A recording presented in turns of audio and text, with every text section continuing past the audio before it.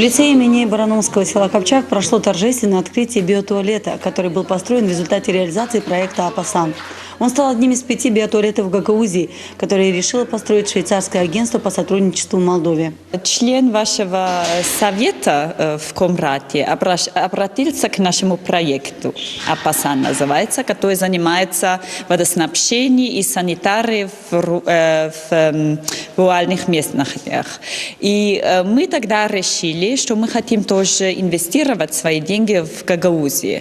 И из всей Гагаузии, в конце концов, выбрали 5 местностей.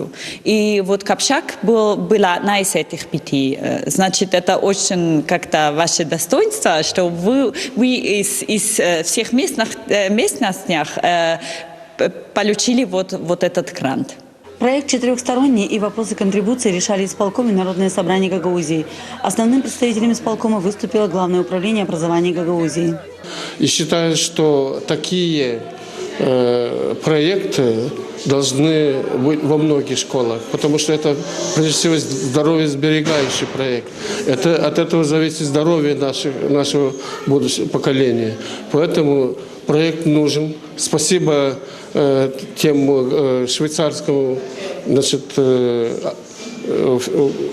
фирме, который спонсировал этот проект, и всем тем, которые принимали участие в этом проекте. И, конечно, школа добилась, чтобы этот проект осуществился.